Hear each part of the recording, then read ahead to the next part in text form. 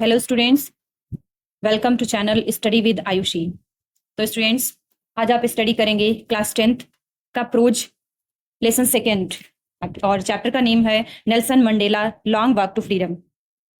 ये जो चैप्टर का नेम है, यही जो नेल्सन मंडेला थे दक्षिण अफ्रीका के पूर्व राष्ट्रपति, उनकी आत्मकथा है। और जो भी इसमें राइट है, इनका ये लेख नेल्सन मंडेला के स्वतंत्रता संग्राम की लंबी यात्रा से संबंधित है। यह अध्याय लॉन्ग वॉक टू फ्रीडम पुस्तक का सार है। इसमें उद्घाटन समारोह व उनके भाषण के उद्धरणों तथा स्वतंत्रता सेनानी होने तक की यात्रा का वर्णन मिलता है। इसमें उन अन्य अनगिनत लोगों के बारे में लिखा है जिन्होंने अपनी स्वतंत्रता के लिए संघर्ष किया। दक्षिण अफ्रीका में रंगभेद नामक एक क्रूर प्रथा उन दिनों बहुत लोकप्रिय थी। इसमें नस्ल और रंग के आधार पर उन लोगों के बीच भेदभाव के बारे में बताया गया है।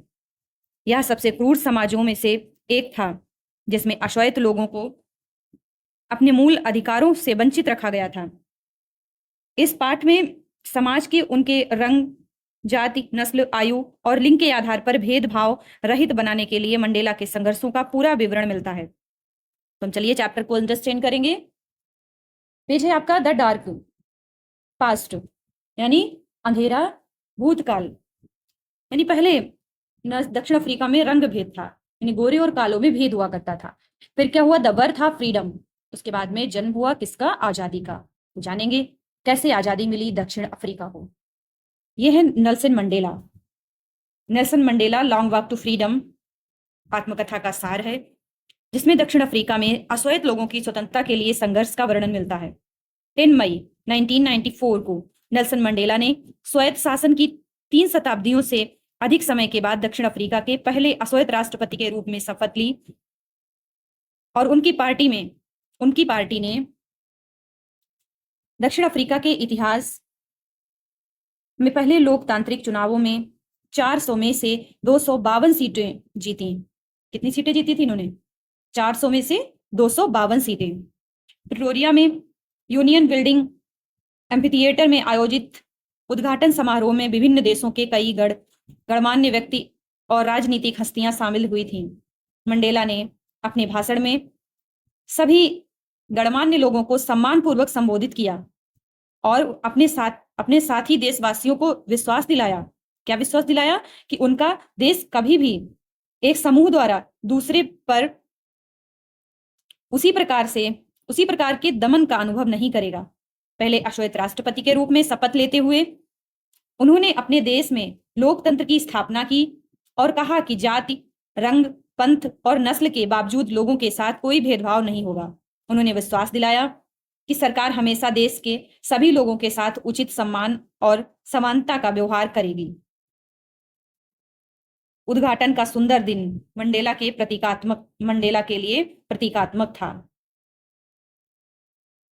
Nelson Mandela long walk to freedom history, इतिहास में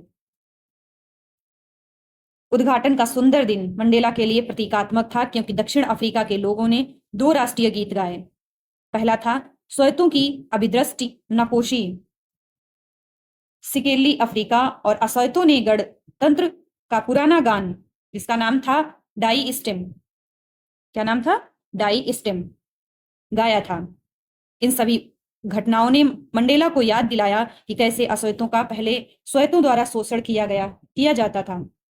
उन्होंने अपनी नस्ल के दर्द को गहराई से महसूस किया और बताया कि काली चमड़ी वाले लोगों पर अपनी ही भूमि में गोरी चमड़ी वाले लोगों के द्वारा इस प्रकार की दमनकारी और नस्लीय वर्चस्व की नीति विश्व में कभी भी न देखी होगी या ज्ञात हुई होगी।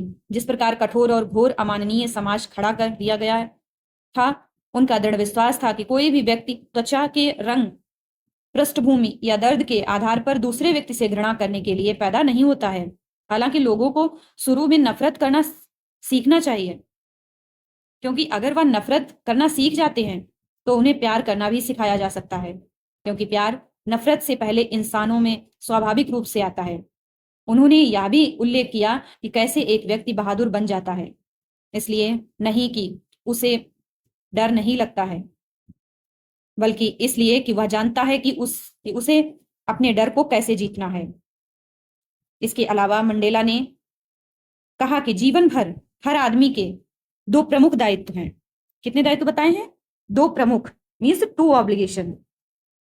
These are two obligation. First here, every person has two duties: to family and community, to nation head people. कौन सी दो बातें बताई? पहला कि व्यक्ति का अपने परिवार के प्रति, यानी माता पिता, पत्नी और बच्चे के प्रति, और दूसरा अपनी मातृभूमि, देशवासियों और अपने समुदाय के प्रति। हर कोई अपने हितों और झुकावों के अनुसार उन दायित्वों को पूरा करने में सक्षम है। हालांकि लोकतंत्र की लहर के तूफान के रूप में धारण करने के पूर्व दक्षिण अफ्रीका जैसे देश में अश्वेत व्यक्ति के रूप में इन दोनों दायित्वों को पूरा करना मुश्किल था। जब नेल्सन मंडेला वयस्क थे तब उन्होंने महसूस किया कि स्वतंत्रता उनके देश की काली चमड़ी वाले लोगों के लिए केवल एक भ्रम और अस्थायी प्रकृति थी। उन्होंने महसूस किया कि उन्हें शोषण का गुलाम माना जाता था और उनकी नस्ल के सभी लोगों के साथ गोरे चिट्टे लोगों द्वारा अनुचित व्यवहार किया जाता था। क्या था? Meaning of freedom. अब इन्होंने आजादी का मतलब क्या बताया है? True freedom is for both black and white.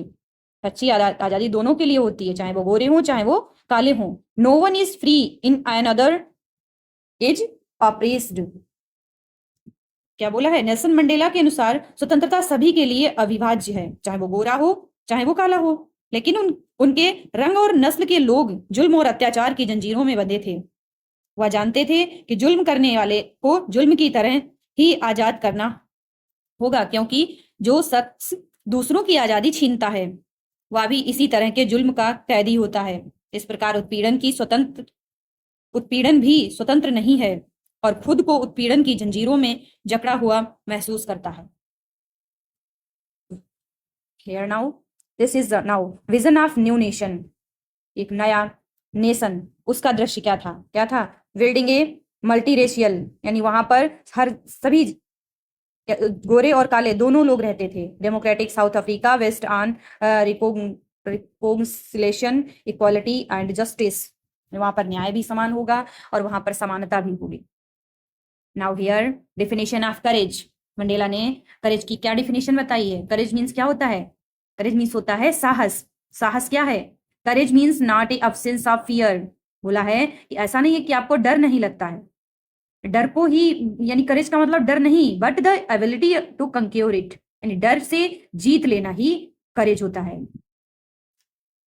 अब नेल्सन मंडेला बताते हैं about the tribute to freedom fighters, यानी फ्रीडम फाइटर का क्या ट्रिब्यूट रहा है। Mandela remembered the sacrifices of country's patriots who fought for freedom, जिन्होंने आजादी के लिए लड़ाई लड़ी, उनका बलिदान मंडेला ने बोला है कि हमेशा, यानी बार बार याद करने वाला है। और वो पैट्रियोट्स, देशभक्त कैसे? काउंटलेस, जिनकी गिनती नहीं की जा सकती है, उन सब ने सहयोग किया। Now here apartheid, end the apartheid. Apartheid means होता है रंग भेद, यानी गोरे और कालों के बीच में जो भेदभाव होता है इसे ही अपार्थेड बोला गया है। यानी the ceremony mark the end of racial discrimination, जो रंग भेद का जो डिस्क्रिमिनेशन हो रहा था इसे ही खत्म होना, यही मार्क करता है apartheid. And the beginning of democracy, और अब शुरू होती है यहाँ से डेमोक्रेसी, यानी लोकतांत्रिक। अब अफ्रीका में लोकतंत्र की स्थापना होती है। So here student, it was the chapter about the Nelson Mandela here. All student will study this chapter, and if any confusion then you can comment me. Nelson Mandela ने बोला है, ये वर्ड्स जो हैं वो नेल्सन मंडेला के हैं, कि I learn that courage was not the absence of fear. बोला है कि डर की अनुपस्थिति ही जो करेज का मतलब नहीं था, but the triumph over it, इस पर विजयी पाना सब कुछ था, इस पर विजयी पाना ही साहस था। The brave man is not he who does not feel afraid, यानी बोला है नेल्सन मंडेला ने कि बहादुर व्यक्ति वह नहीं है जो अफ्रेड को फील नहीं करता है, but he who conquer the fear, जो डर को जीत ले, वो होता है brave man. Here now the sum of all the patriots. This is the picture of Nelson Mandela. Here now Rainbow Nation. This is the celebration of happiness. Freedom is individual.